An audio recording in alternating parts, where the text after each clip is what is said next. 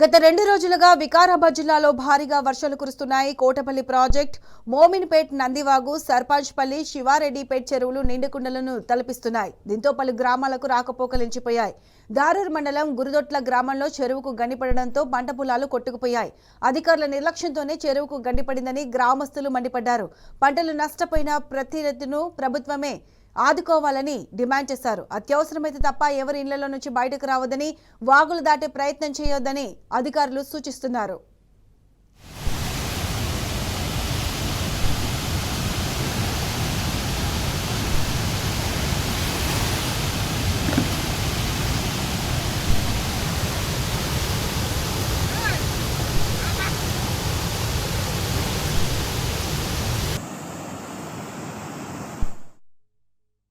వికారాబాద్ జిల్లాలో ఉన్నటువంటి జిల్లా కలెక్టర్ గారు అందరి అధికారులను ఆదేశించి క్షేత్రస్థాయికి ఏ ఒక్క అధికారులు కూడా, వ్యవసాయ అధికారులు కానీ, రెవెన్యూ అధికారులు కానీ, మిగతా ఉన్నటువంటి పోలీస్ సిబ్బంది వాగుల చోట అంతటి చోట గస్తీలో ఉండాల్సిన ఇప్పుడు కనీసం క్షేత్రస్థాయిలో ఏ విధంగా ఉంది, ఆ చెరువు పనితీరు ఏ విధంగా ఉంది, ఆ చెరువు గండిపడే పరిస్థితి వచ్చినప్పుడు దాని టెక్నికాలిటీ ఏంది, ఇంజనీర్ అధికారులు పోయి అక్కడ పర్యవేక్షించి ఈ చెరువు ఎన్ని రోజులు నిలకడగా ఉండగలుగుతుంది, ఎంత నీళ్ళు వస్తే, ఎంత వరద తాకిడికి ఈ చెరువు నిలుస్తుందా నిలవదా అనే కనీస జ్ఞానం లేకుండా పోయా. ఇంత చదువులు చదివి గ్రూప్ 1 అధికారులు ఈ పోస్టులలో ఉండి ఏం లాభం?